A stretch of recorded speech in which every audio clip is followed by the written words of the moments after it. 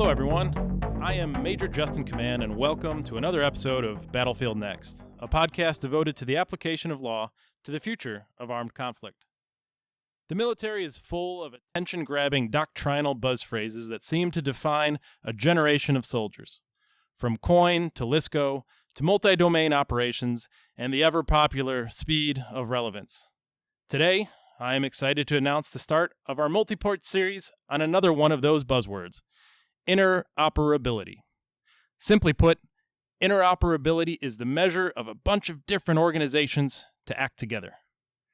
For our series, we'll travel virtually around the world, focusing on interoperability as it pertains to our international partners and allies. Today, join us as we head to the Joint Multinational Readiness Center in Hohenfels, Germany. Good morning, everyone, and thanks again for joining us. Today marks the start of a series on interoperability focused on how we train units to work alongside international partners and allies.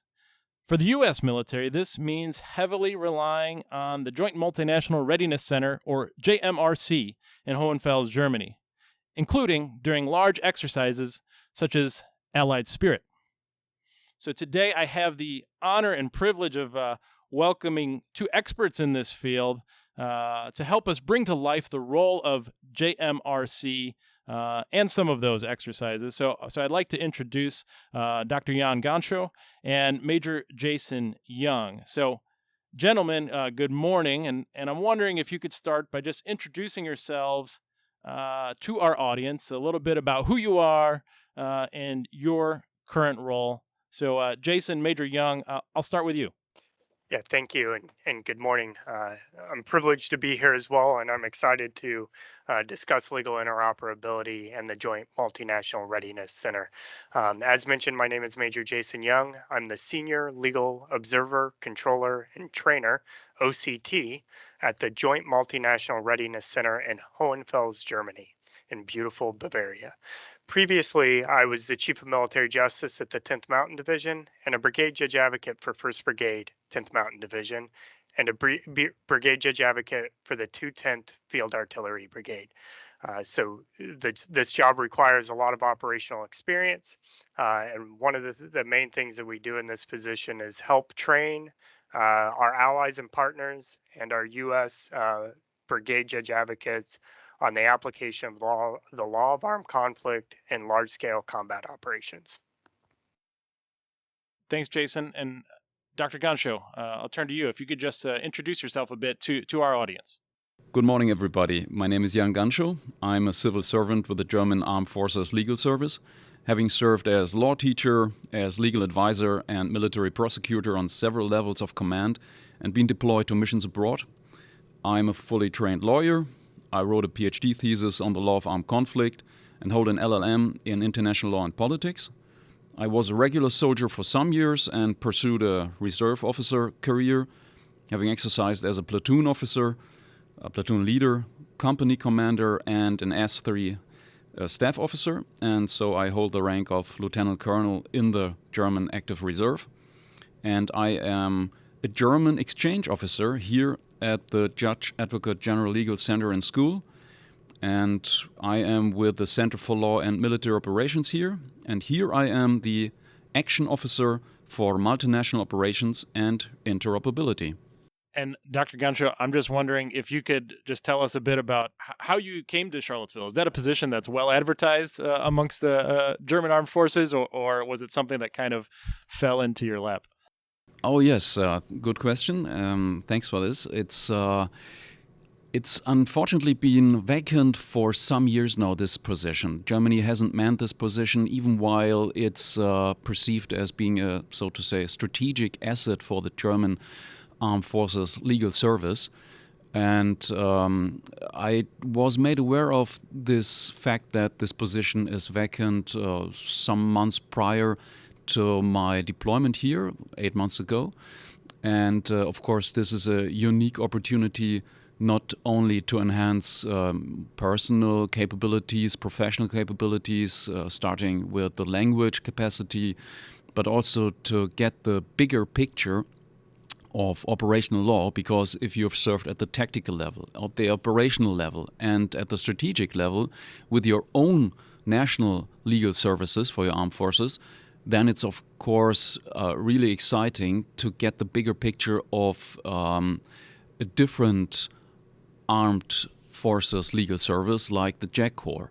And the United States is our biggest and I would say most important military ally, and to have the privilege and the honor to serve here as an exchange officer and to create these synergy effects between our legal services, that's just a chance you don't want to miss. And so I was happy to apply for this assignment and was taken in.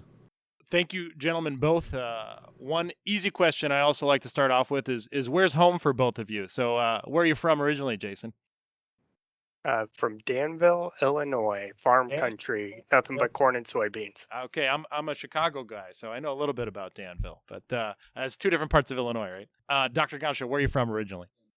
Yeah, originally I come from Hamburg in northern Germany, and that's also where I wrote my PhD. I lived there many, many years, have many friends there, and it's a beautiful city. The city with the most bridges, by the way, in Europe, more than Venice.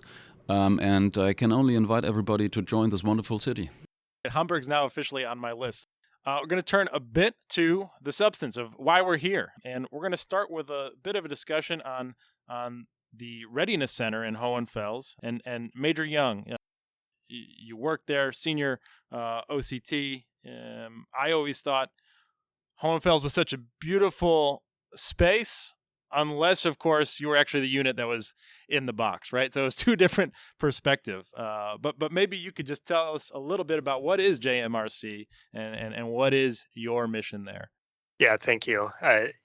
The Joint Multinational Readiness Center is the Europe-based combat training center. We have a worldwide mobile training capability. We train leaders, staffs, and units up to the brigade combat team level and multinational partners to dominate in the conduct of unified land operations anywhere in the world, now and in the future. And you are correct. We purposely make Albertshof less beautiful than the rest of Bavaria to ensure that when rotational training units arrive to the area, they're excited to get out into the box and conduct live force-on-force operations. One of the things that I didn't realize about JMRC until I arrived here as a senior OCT is just how much interoperability we do here. In some ways, our mission statement says that that we train units up to a brigade combat team size, but we do much more than that. We often have division level units here. Acting as the HICON and conducting a CPX. And we often have two other brigade combat teams here conducting CPXs from outside the box. Yeah, and that's a good point, right? As we often think of JMRC as a smaller training center and focused on the brigade, but I think to your point, it's important to remember that so much more goes into it than that individual exercising brigade. Right. Yeah, absolutely right. So, because we have the ability, as we all know with COVID experience, to do so much simulated and virtual. And so we're doing that now where we have the two CPX brigades and then a division headquarters. So, I mean, it's really a mini warfighter from my experience because we're providing liaison packages and OCTs to help the CPX brigades in the division. And we've mentioned the term a few times already, and I just want to take a moment to explain it for those in the audience that may not be familiar. But an OCT, what is an OCT, and what is your role? And then maybe secondly, what specifically does a legal OCT focus on? Right. So OCTs are observer controller trainer. Or observer coach trainer, depending on what doctrine you look at. But the purpose is all the same. We are here to observe the training units, to help coach them, teach them, mentor them, but also the controller aspect where that word comes in is we have to make sure that everyone is safe as well. And as you can imagine, when you're inside a small training area and you have Abrams and Bradleys rolling around, in the terrain, it can get dangerous pretty quickly. So we operate across. We have a brigade staff team here. It's called the Mustang team.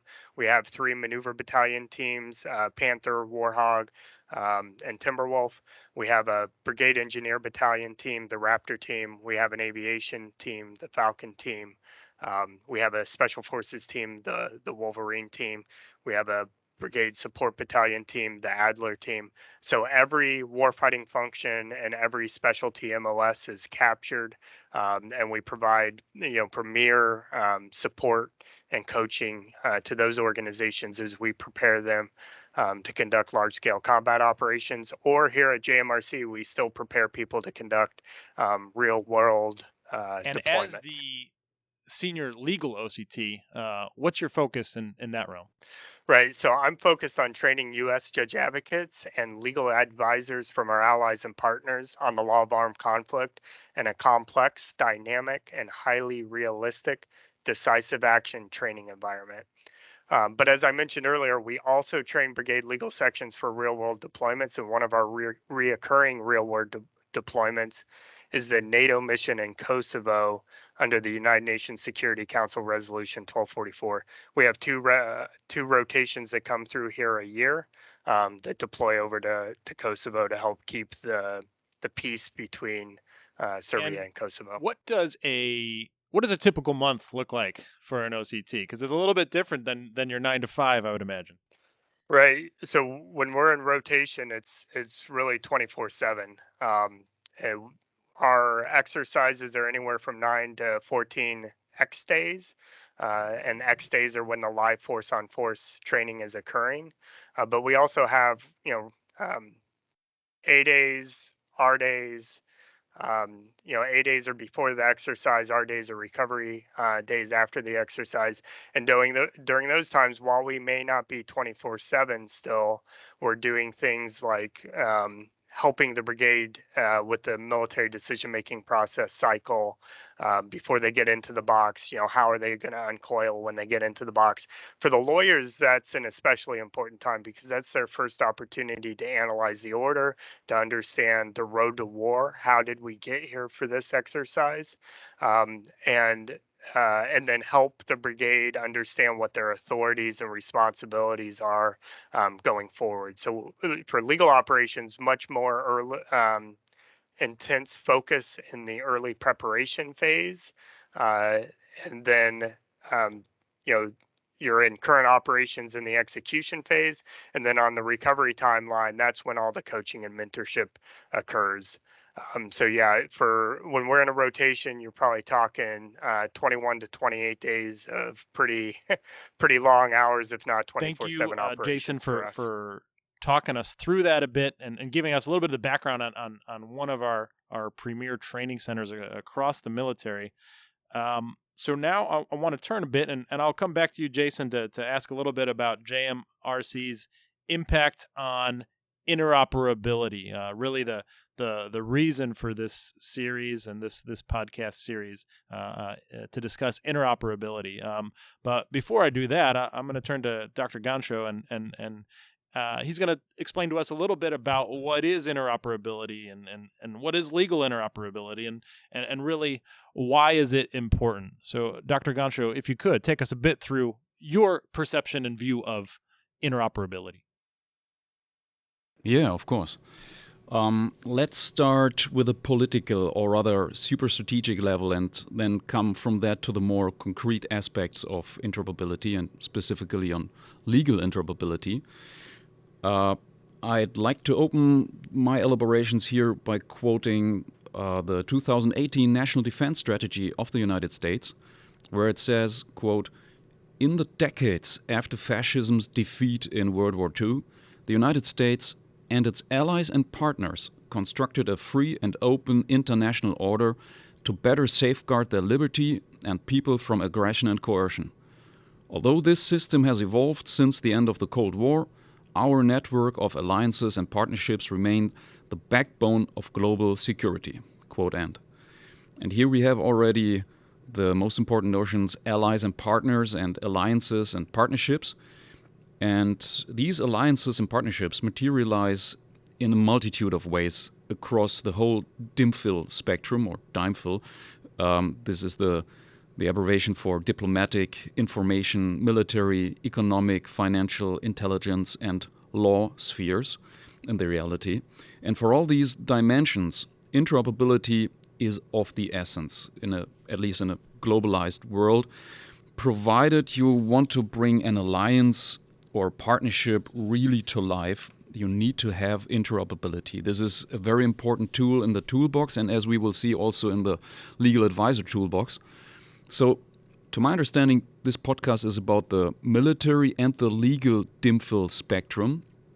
And even while interoperability is also a national issue, I remember very vividly in front of my inner eye, so to say, the issue with the East Coast and West Coast Marines that was described quite interestingly in Evan Wright's fantastic book Generation Kill on the 2003 Iraq War, where a Marine sniper scout platoon had difficulties with interoperability because they had different radios than their Marine comrades from the other coast. And but this, well, I don't want to dive too much into this now. I just want to say that, of course, interoperability is not only a multinational but also a national issue. Right? That interoperability on its own, as a term, as a phrase, simply means the ability of things, organizations, people to work together, right? And then we put meaning onto that,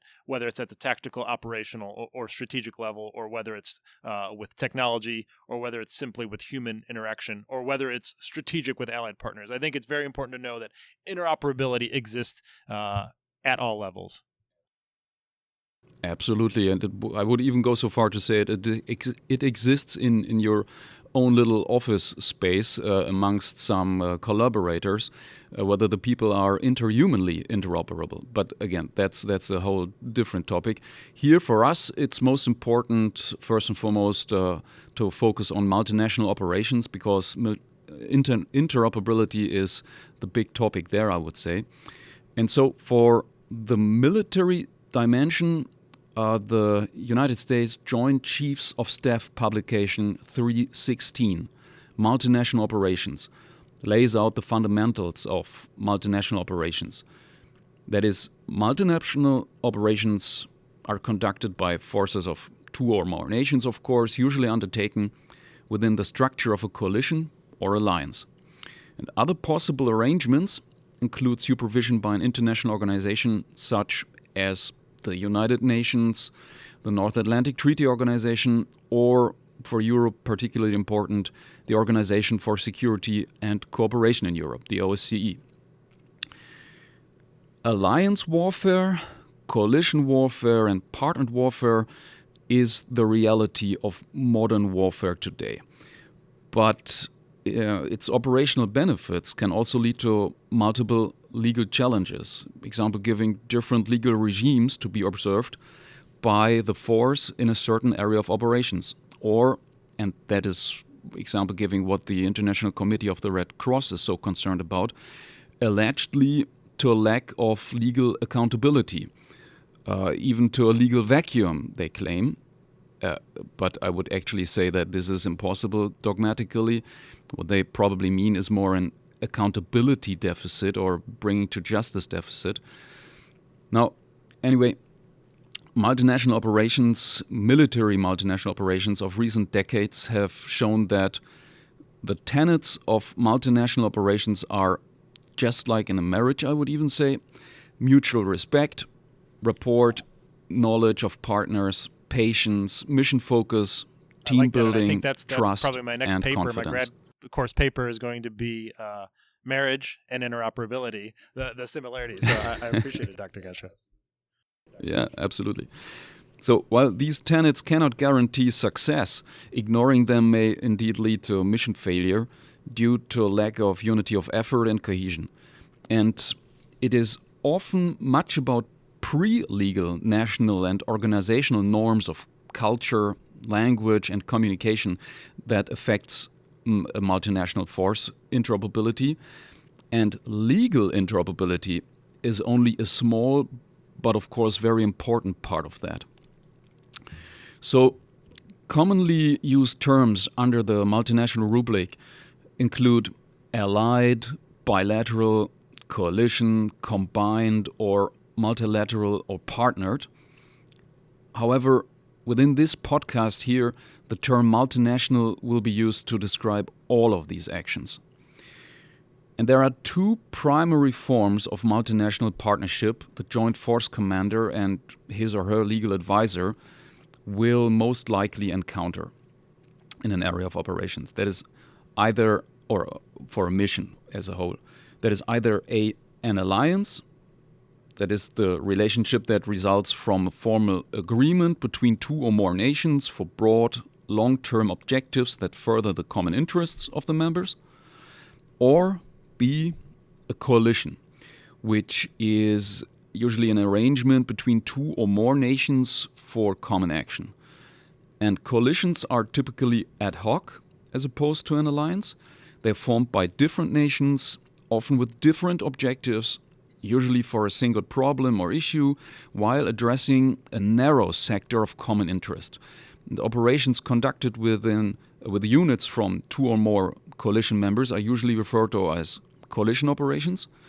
But there is, of course, also coalitions like the APCANS Army program, the American, British, Canada, Australian, New Zealand Armies program, which dates back until 1947 and is a standing coalition of the so-called Five Eyes. And I've had the privilege to work together with the APCANS in the missions where I was deployed. But as a German, you're not part of the Five Eyes, of course.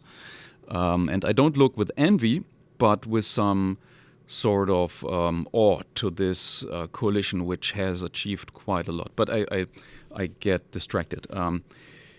The essence of my findings here as the Center for Law and Military Operations Action Officer for Multinational Operations and Interoperability is that the United States Armed Forces Joint Chiefs of Staff, they recognize that interoperability greatly enhances multinational operations through the ability to operate in the execution of assigned tasks.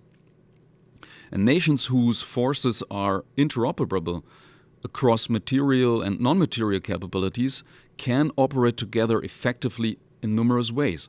For example, as part of developing partner nation security forces, the extent of interoperability can be used to gauge the effectiveness of security cooperation and security force assistance activities. And although frequently identified with technology, important areas of interoperability may include doctrine, procedures, communications, training, and now it comes the legal domain. And we experience this even more intense in the legal environment of large-scale combat operations, which are usually conducted in an international armed conflict legal regime. But I think we will come to that later when we talk about LISCO exercise Allied Spirit 22. So much about interoperability as such overall. Now, allow me briefly to talk a little bit about NATO, the North Atlantic Treaty Organization in this context, since NATO is essentially mainly about interoperability of its 30 member states' armed forces. And just take a look at NATO's eastern flank, and I can only recommend everybody to go on the website of NATO, nato.int. There you have a very topical map of NATO's eastern flank, dated 21st March 2022, where we see that 40,000 troops are under direct NATO command at NATO's eastern flank, and approximately 100,000 United States troops are deployed to Europe. We have there 130 Allied aircraft at high alert, 140 Allied ships at sea, and everybody who follows only a little bit the news knows that on 24th of March this year, the NATO heads of states and governments decided to prop up NATO's eastern flank by establishing 4 new battle groups there. That is one in Slovakia, one in Hungary, one in Romania, and one in Bulgaria. So we already have, with enhanced forward presence, the tripwire battle groups in Estonia, Latvia, Lithuania, and Poland. And you see there then that we have, from these 30 NATO nations, approximately 25 NATO nations deployed to these countries. But I don't mean deployed in the military legal technical term, but that these troops contingents are present there. So we need to have these troops interoperable. All these air forces, these navies, armies, space, and cyber forces must be able to conduct the full range of NATO's missions, that is from low to high intensity combat, including missions designed to deter conflict. And at the extreme, NATO forces may be required to engage in warfighting against well-resourced opponents with technologically advanced weapon systems and equipment. And NATO forces should therefore be prepared, equipped, and trained for the most complex and demanding of high-intensity warfighting operations in order to wreak havoc on the enemy. And NATO acknowledges that and stresses that interoperability is the key consideration for an effective alliance warfighting force. And it is an agreed NATO term, interoperability, and it means to be able to act together coherently, effectively, and efficiently to achieve allied tactical, operational, and strategic objectives. And I come to an end with my elaborations on interoperability as such. And I don't want to say it's a no-brainer, but probably it's clear that the effectiveness of allied forces in peace, crisis, or in conflict depends on the ability of the forces provided to operate together coherently, effectively, and efficiently. So allied joint operations should be prepared for, planned, and conducted in a manner that makes the best use of the relative strengths and capabilities of the forces that members offer for an operation. So I was reminded, when I thought about what I just said, on a conversation I had with a German two-star general, a commander of a multinational force on a mission abroad, who quoted the Oracle of Delphi in ancient Greece, which said, "Know yourself," in German, "Erkenne dich selbst," which is the prerequisite for interoperability.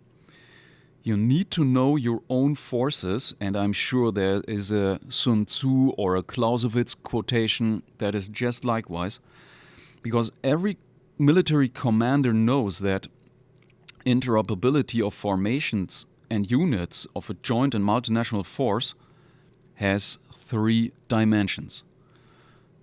That is the technical dimension, for example, hardware and systems, the procedural dimension, that is doctrines and procedures, and the human dimension, like language, terminology, and training. And forces commit to information sharing through the lessons learned process, in particular lessons about interoperability shortfalls, and that's also what we do here at the Center for Law and Military Operations. We gather lessons identified and then process them into lessons learned. And standardization agreements, the famous NATO STANAGs, are also there. They are vital to long-term effectiveness and to the success of NATO operations. And at the operational level, emphasis should be placed on integrating the contributing nations' forces and the synergy that can be attained. The success of the process will then determine the ability of a joint force to achieve its commander's objectives. Okay, that was a very long explanation, I think. And last but not the least, allow me to say that NATO doctrine as a common language for our operations within the NATO framework is essential to interoperability. Accepted and applied doctrine is necessary for effective coalition building. And at the intellectual level, where we are currently, I would say, doctrine allows commanders from different nations to apply a common approach to operations, while at the procedural level, it enables allied forces to operate together. For example, land forces from one nation can request and direct air support from another, and so on and so on. So again, this was a rather lengthy part, but I'm sure that we need all that to have a sound basis and a common ground for our endeavoring together on our journey here now into the legal aspects. Before we turn to that legal portion of interoperability, can I just ask you, understanding that there is this common language, and that is the goal, is to have doctrine serve as a basis for a common language. Do you still feel, from your perspective, that there is a different view of interoperability between the U.S. and Germany, or are we getting closer to this true common language of interoperability? Yeah, good question. Well, as you already said, interoperability has many phases, the technical sides, and I already mentioned here the different dimensions. And of course, the military as such is very well aware of the fact that interoperability is a key factor for mission and operational success. But my impression is for the legal service of armed forces, and I'm not officially speaking here for the German Armed Forces Legal Service, but what I know, and I also know of other European legal services, the legal interoperability is still a pretty underdeveloped field. So I think there can be a lot of really good work done. We could achieve a lot, and I will elaborate on that further when we come to legal interoperability. But suffice to say that probably the United States Armed Forces Legal Service, the JAG Corps, has, to my understanding, the most sophisticated, the most developed doctrine on Dr. legal Ganschow, interoperability. thank you for taking us through just the background on interoperability and what is it and how do we define it and how do we get after a common understanding between upwards of 30 nations or more. So turning then to legal interoperability, can you talk to us a little bit about what is it and again its importance? Right, yeah. What is legal interoperability? And it was also pretty new to me when I started here as action officer with CLAMO. First a little bit of background again, which is required simply to not have low resolution thinking and some sort of tunnel vision on one piece of this interoperability puzzle, but to get the bigger picture somehow. The 2018 National Defense Strategy of the United States and the subsequent Army strategy and vision reoriented the U.S. Army to build a force by 2028 capable of deploying, fighting, and winning across multiple domains as part of a combined force in high-intensity warfighting to deter conflict and compete against great powers and regional actors. And we see here that shift from COIN, counterinsurgency, to large-scale combat operations, and we will talk about that in the next episodes further, I guess. But as the Army continues to train and fight with allies and partners, the JAG Corps must focus on strengthening alliances and partnerships with legal professionals from other armed forces too, by focusing on improving interoperability. So that is one aspect why I am here too, to further this interoperability, in this case between our nations. And the objective of interoperability here is to ensure that the US Army is ready to deploy, fight, and win as part of a joint and multinational force across the range of military operations and against the full spectrum of threats around the world. So in this context, the JAG Corps Legal Center, i.e., to my understanding, the think tank, so to say, of the JAG Corps, is of the conviction that the JAG Corps must work in common cause with allies and partners to organize, train, and facilitate the employment of capabilities and methods across domains, environments, and functions to contest and compete with adversaries in competition below armed conflict and, when required, defeat them in large-scale, high-intensity armed conflict. So the personnel and capabilities that allies and partners provide are critical to the success of any such mission and act as a military force multiplier to enable mission success of the combined force. So here we are again with multinational operations, and I would say so far so good. It's pretty clear, I would say, that no two states have identical national laws. Even our understanding and application of the law of armed conflict, that is the Geneva Conventions and the additional protocols, and probably the Hague Regulations 4 being the cornerstone, these applications and the understanding of that, these core codifications, are not uniform. And as judge advocates and legal advisors, we have a central role in identifying and understanding the relevant national positions within combined forces, the implication for the force, and advising how to minimize the operational or tactical impact in order to ensure mission accomplishment. And I already mentioned NATO's standardization agreements, the STANAGs, which are indeed a great tool to accomplish interoperability. However, they require a lot of knowledge on the part of each party to enable adjustments to ensure that they can work together. But there is no STANAG, no standardization agreement within NATO for the application of law within NATO. There is, however, a STANAG on the law of armed conflict training, setting out common standards to achieve and measure performance. And I myself worked in this working group to build this STANAG. And in addition to this, NATO member states have adopted the extensive standardization agreement 2597 on NATO rules of engagement training. Now that we have taken a closer look at interoperability as such and prepared some little bit of its legal specifics, let's bring two legal center products into focus, because they are, I would say, the cornerstones of the JAG Corps doctrine on legal interoperability. That is the Judge Advocate General Legal Center and School Handbook on legal interoperability, which everybody can download from the Judge Advocate General Legal Center and School website, and the Tactical Smart Book on legal interoperability.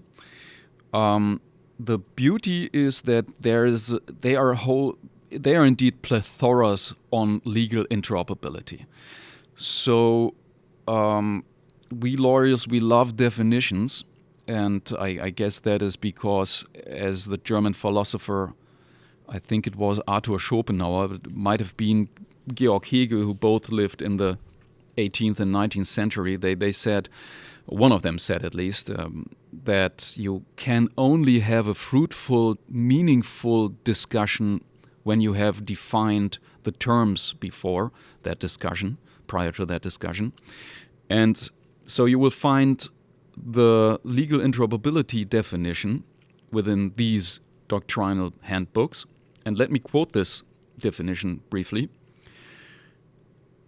Legal interoperability is the achievement of shared understanding of respective authorities, permissions, restrictions, obligations, and interpretations of international and domestic law and policy that enables the combined force to act together lawfully, coherently, effectively, and efficiently to achieve tactical, operational, and strategic objectives. So, in that respect, legal interoperability is supposed to facilitate lawful mission accomplishment by supporting combined force commanders so that they are ready to deploy, fight, and win as part of a multinational force across the range of military operations and against the full spectrum of threats around the world. And so here we see that interoperability is not an end in itself, but it is a tool from the legal advisor's toolbox to better enable the mission and possibly also to erect a legal firewall for the commander and the force. And I already talked about the three dimensions of interoperability, and applied to legal interoperability, to the legal sphere. That means that we have the human dimension of legal interoperability that addresses the human-based activities like undertakings, behaviors, actions, and pursuits that develop and or support shared understanding and mutual trust with the ally, which is, of course, fundamental to developing a purpose, unity of effort, and reducing friction. And we also have the procedural dimension of legal interoperability, which addresses the processes and procedures that support and organize activities among allies to minimize confusion, misunderstandings, and hesitation. And it builds on trust, purpose, and unity of effort.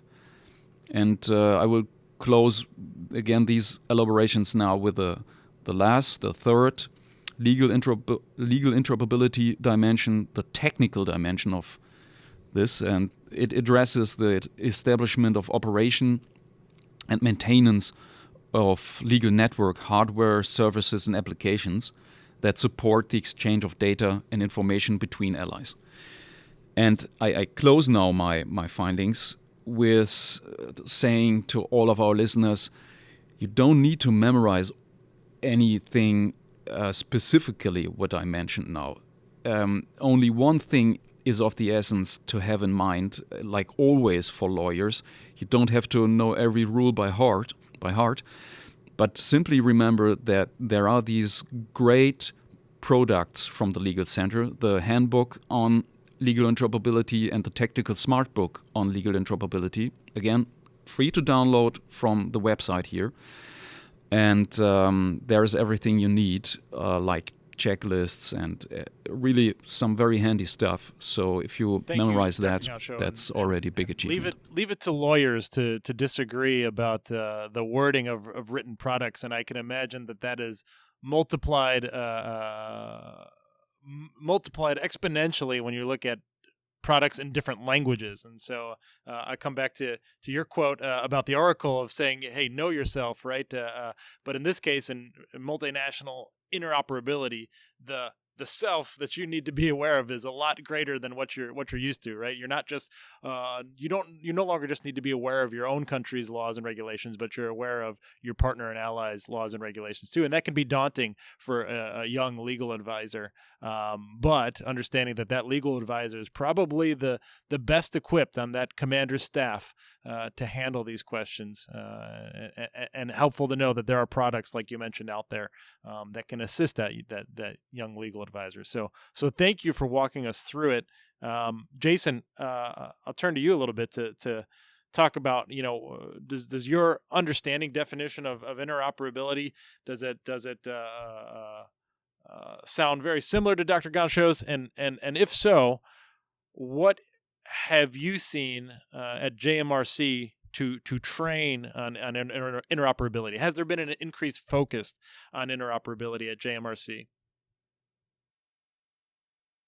Yeah, thank you. I mean, I 100% agree with Dr. Ganschow's recitation there. It's important to know all of that as a base. But what I would say from my perspective at the tactical level, that while doctrine says there is no primary domain out of the human, technical, and procedural, as judge advocates interfacing with legal advisors, there is nothing more important to me, in my opinion, than the human domain. What I've seen is that if you develop those relationships with our allies and partners in the multinational force, you'll be able to smooth out the friction points that arise in the procedural or the technical. More than that, the human domain allows you to build that common operating picture, that common visualization, the trust that is necessary to pick up the phone and call and say, hey, we're getting ready to employ persistent anti-tank mines in this area. Is that an issue with your national level laws, policies, and constraints? And it's that communication that has to occur in order for us to identify those procedural friction points that occur when we're interpreting different treaty obligations in different countries' laws. From JMRC's perspective, I think we've been focused on interoperability for a long time. I mean, we're situated in the heart of the North Atlantic Treaty Organization here in Germany. We focus heavily on NATO and partner interoperability. The deterrence of foreign aggression. We have 3 exercises per year that have 3,000 to 4,000 partner and allied soldiers on the ground here. Between the 2 combined resolve series rotations we do a year for the regionally aligned forces that rotate through Germany as part of our demonstrating a deterrence presence in Europe. But we also do the Allied Spirit series of exercises, which is almost 100% allies and partners. For this year's Allied Spirit, we had 1 U.S. battalion and the rest of the forces, including a division CPX, 2 brigade CPXs, and then a live in the box unit, were all allied Can you and take partner us through forces. Allied Spirit a little bit? What is JMRC's role in Allied Spirit, and what is a senior legal OCT's role as you look at that multitude of international forces on the ground? Yeah, so Allied Spirit, it was a U.S. Army Europe and Africa directed 7th Army Training Command conducted, Joint Multinational Readiness Center hosted, large-scale combat operation exercise. The primary training audience for the exercise was a Latvian mechanized infantry brigade. They also are an enhanced forward presence brigade in the Baltics. It was conducted from 10 January 2022 to 5 February 2022. And obviously during that time there were some activities going on to our east that created a heightened presence and awareness to how important and impactful this exercise would be.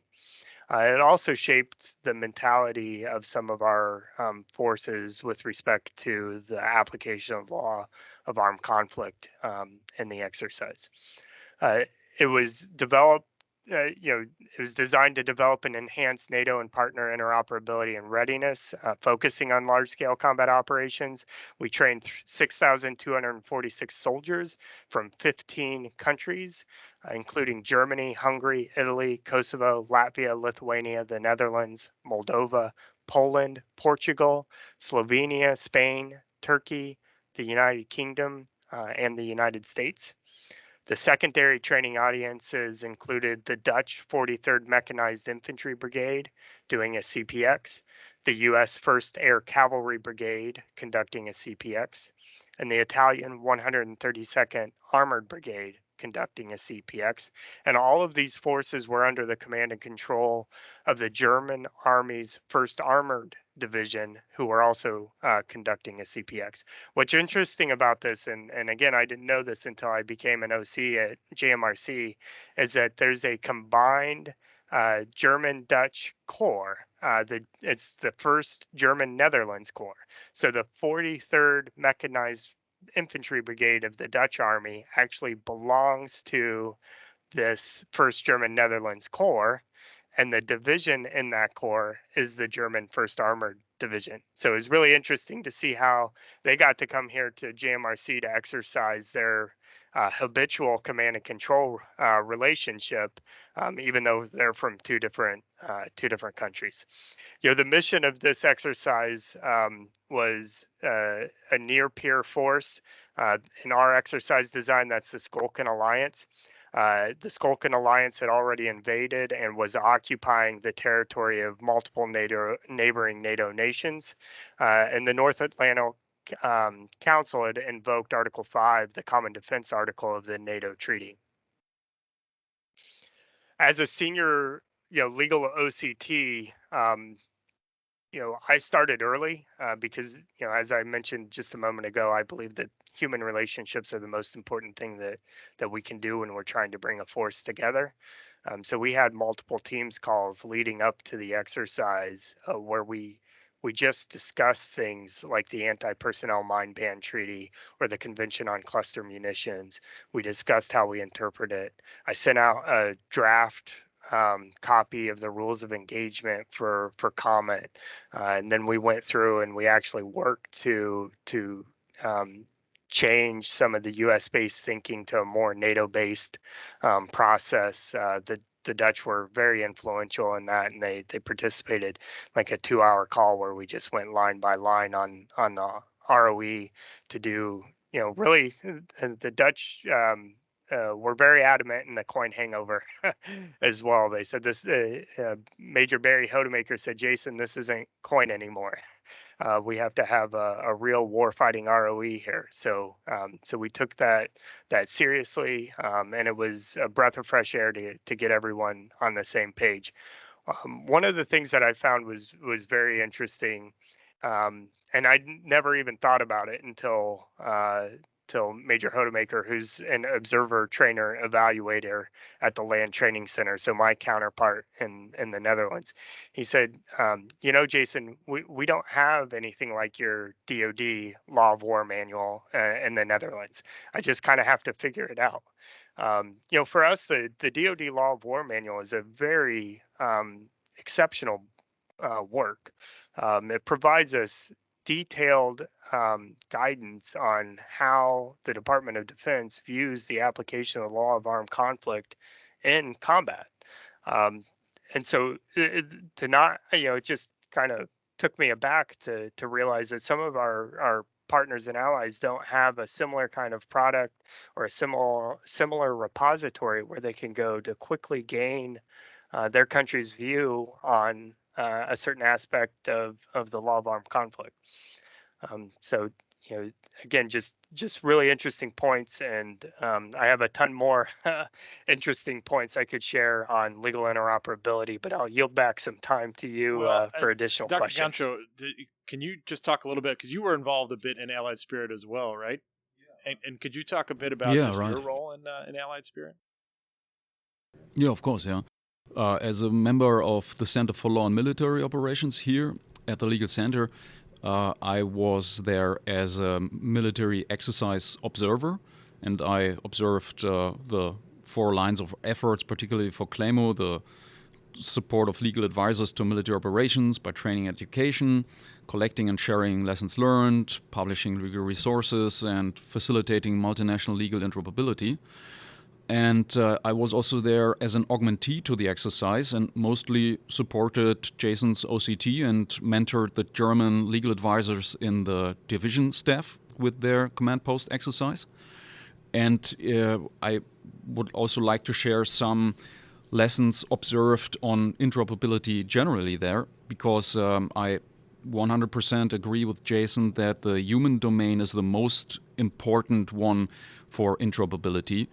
And I must say that Jason's OCT did an awesome job by preparing early for that exercise. I think 120 days in advance, he set up the first preparatory meeting with all the legal advisors of the various nations he already mentioned involved, and made sure that there was a synchronized battle rhythm for the legal community with daily synchronization meetings and a common database at the All Partners Alliance Network, APAN, and that there was also a point of contact for every function from the G1 to G9 to which the legal advisors could turn to get topical information. And what I found interesting was that we are so accustomed to a sophisticated digital environment with counterterrorism and counterinsurgency operations that to learn again to work in an austere environment with non-digital legal tools simply because they are gone, destroyed, or we cannot use them because otherwise the enemy would know where we are and just shell us. It's important to work with non-digital legal tools again, and to simply also help yourself with what you've got in your brain and with what you can carry in your backpack as a legal advisor. And what I particularly found interesting, you notice my clumsiness with the English language sometimes, but the language barrier, it is there. So simple tools like a short summary after every legal briefing in the legal community so that everybody is really reading from the same page and have a conclusion in writing to everyone after an important meeting, that really helps a lot. And what I also saw when I observed legal interoperability, and we come to the specifics in the later episodes, I guess, but just on the surface to make sure everybody's aware of these findings, that to be proactive towards the military commander is of the essence. So you really need to gain the trust for your commander very fast that you are his legal mission enabler and his legal firewall, that you are the subject matter expert, you know the law and the rules of engagement, and that you are confident and 100% sure in your legal advice. So we have to take extreme ownership of our legal function. Otherwise, that will lead to failures within the staff, and that could, in the worst case, result in, operational misadvantage. And I found it very helpful to have legal flow charts, and I think you Americans call it legal baseball cards or so. In German, it would be the Fauler Knecht, so that is simply a big book where you can turn to in the night when you need to know, okay, we have incident X, now we have to act like Z. So that was very helpful. And last finding I want to share is that, with the human dimension being the most important for legal interoperability, it's important to build networks very fast, to build relationships very fast. And of course, that always depends on the personalities involved and on the overall circumstances. But yes, we will see in the following episodes where we talk about some technical legal aspects of working in a multinational military environment, as well as about some operational law challenges. Thanks, to Dr. the legal Ganschow. advisor First of all, your community there. English is amazing, so don't sell yourself short. Second of all, Jason, additional lessons learned or observations from your end, specifically related to Allied Spirit? Yeah, I just want to echo again the human relationships, and if we were fortunate because this was an exercise, we knew about it well in advance, so we were able to plan to use digital technology that allowed us to see each other's faces, and then we also came together in person the first day that every legal advisor was on Hohenfels together. There's just no substitute for being able to see someone's face when you're trying to build trust. And so to the extent you can get out and meet your adjacent or higher headquarters legal advisors from different countries, when you get out into a real fight, I highly suggest that you take the opportunity because it will pay returns on the backside when you're calling up on short notice for, hey, X happened. For additional lessons learned, I'm not gonna. I think, as Dr. Ganschow mentioned, I think in later series we'll get more into the specific lessons of Allied Spirit. So I want to avoid touching on that. But there are some good documents out there. So for judge advocates that are getting ready to go into multinational operations, I would recommend getting on the Center for Army Lessons Learned website and pulling down some of their documents. I would recommend getting into some of the NATO stay nags on interoperability. And then, as Dr. Ganschow mentioned, the JAG school and legal center has the multinational or the legal interoperability handbook, which is a really good document. Just overall lessons. As a judge advocate going into a brigade combat teams planning process, and you're sitting there as the staff is trying to plan for this, I really have 5 fundamentals that they need to look out for in that planning process. One, effective L&O packages. Don't hesitate standing up in the back of the room if the brigade is suggesting that they're going to send the captain who has nothing else to do to the multinational unit as your L&O package, because you're going to fail if you do that. So again, speak up if you see that happening. Understand their capabilities, and this is important for a judge advocate as well. Do what we call a petting zoo. Pull all of the machines, the tanks, the infantry fighting vehicles, the ATVs, whatever your partner or ally has, like pull images of those, and to the extent possible, get your units down to physically see them. That will help prevent fratricide by your unit and their units on the backside. If the units to your left and right know what equipment you're operating looks like. Detailed preparation, as Dr. Ganschow mentioned, that we did over here. I mean, we took the ROE and we went line by line with our partners to ensure that we had common understanding. Create standard operating procedures. Again, Dr. Ganschow mentioned this.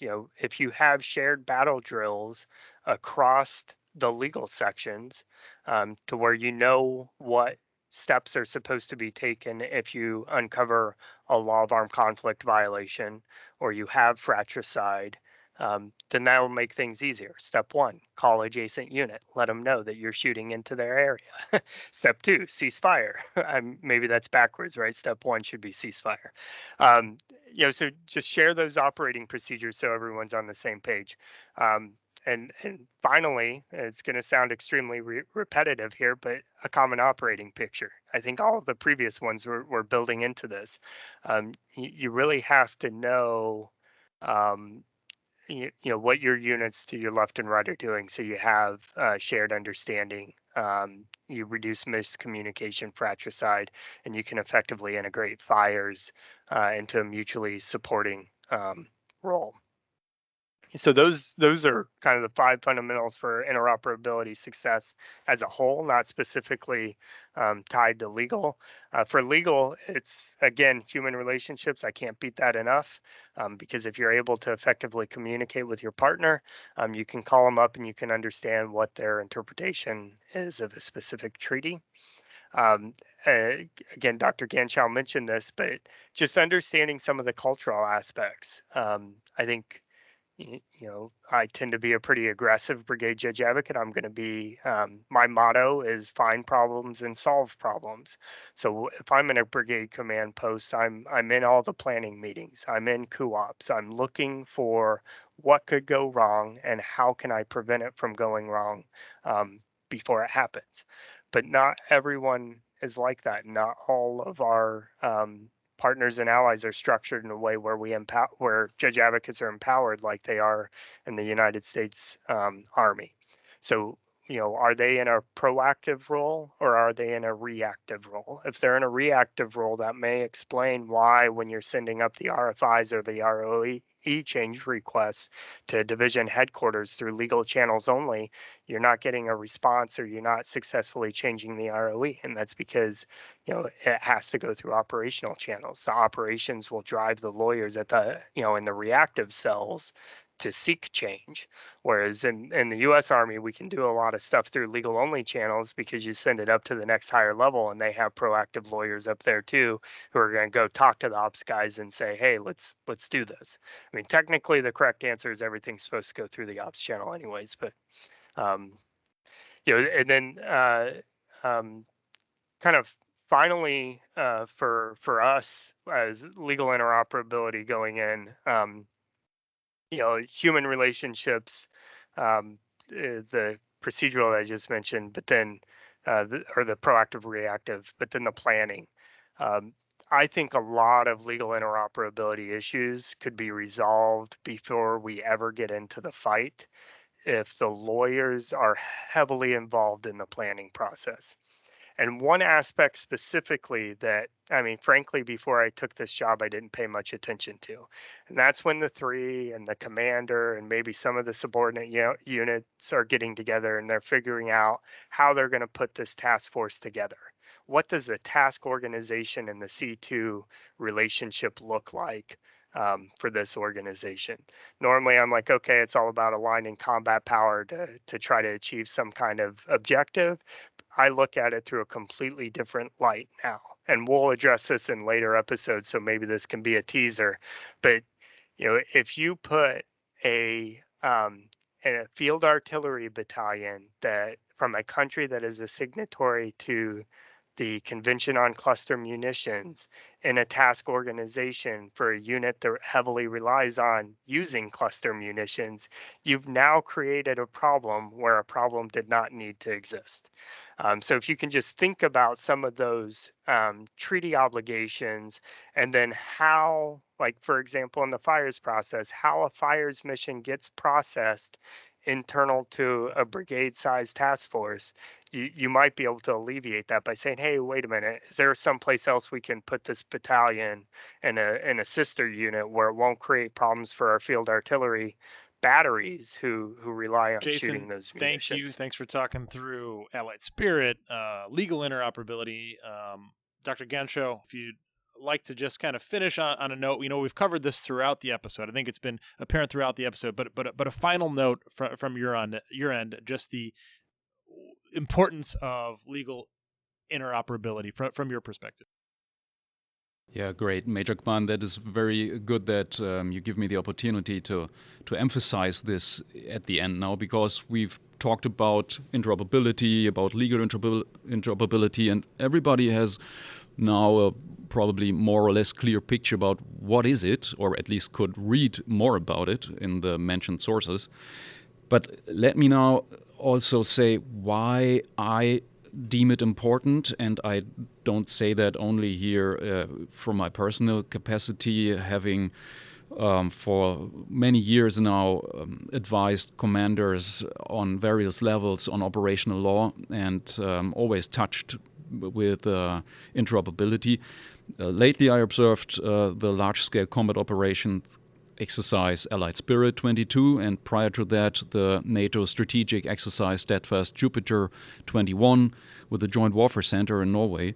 And what I can say, well, is now that I could deliver a summary of the previous elaborations here in this podcast using some doctrinal jargon and sophisticated legal wording, but I would like to approach this in the last 3 minutes a little bit differently now, and indeed delivering my personal opinion as action officer for multinational operations and interoperability with CLAMO here. So in a nutshell, and also to condense what I just said, the multinational legal interoperability is important because in a large-scale combat operation surrounding where constantly you would think the future of the nation, or at least the survival of your commander's formation, is at stake, and where decisions are being made that lead to vast destruction of property and human lives, well, there an alliance cannot afford making mistakes that stem from an insufficiently interoperable legal function within its armed forces. The international legal community is tasked to fulfill their, in Article 82, Additional Protocol 1 of 1977, articulated civilizatory role as a guarantor of the law of armed conflict when we advise military commanders as legal advisors. And in my opinion here, we cannot succeed if we neglect the legal interoperability puzzle piece that forms a part of the legal battlefield. Because at best, a lack of multinational legal interoperability can lead to a lack of understanding and cohesion. But at worst, it can lead to an underperforming legal advisor cell within then having an advantage for enemy military operations and enemy legal operations, which are there. We see that in Ukraine, but that's a different topic. And with NATO's increased focus on collective defense and interoperability, for the legal advisor community at NATO's eastern flank, this seems to be today more important than ever. So this legal interoperability is also the only starting point from which our profession can expect to successfully organize and enforce the unity of military operations and law in the 21st century international armed conflicts. And in international armed conflicts, the law of armed conflict forms the common threat and shared language, even, or rather particularly, with the enemy. So legal advisors are, in that respect, connective tissue, civilizatory thought, and they are the connecting files on the legal battlefield. So trivial as this finding may seem to be, without embracing this, in a multinational alliance, large-scale combat operations, the various legal advisor cells in the area of operations would hardly be more than, islands in a fog of war, clouded sea of chaos, once large formations clash with hundreds of thousands of soldiers, and probably they will never come to be the whole that is more than the sum of its parts. So we want to get multinational legal interoperability into the legal field manuals, particularly in operational law handbooks of allied forces. And yeah, that is what we're working on here with CLAMO. Thank you very much. Thanks for taking the time today to give us an introduction to interoperability, what it is, different perspectives on what it is, how we get to a common operating picture, and then how we train multinational forces in general, and how we train more specifically in interoperability and legal interoperability. I'm excited for what this series can bring. I think over the course of the next few months, we'll be diving into additional topics. You've heard mention of means of warfare, whether that's cluster munitions or landmines or riot control agents, and how the use of those can vary from country to country. The use of irregular forces, self-defense, and the use of force. That is something that I've found the definition of self-defense and the parameters of self-defense vary wildly from country to country. Those are going to be some of the episodes we continue to tackle over the next few months, and we'll continue to have Dr. Ganschow, Major Young, and additional experts coming out of JMRC. But gentlemen, thank you both. Thanks both for taking the time. Yeah, it was a pleasure. Thank you very much. Yeah, thank you very much.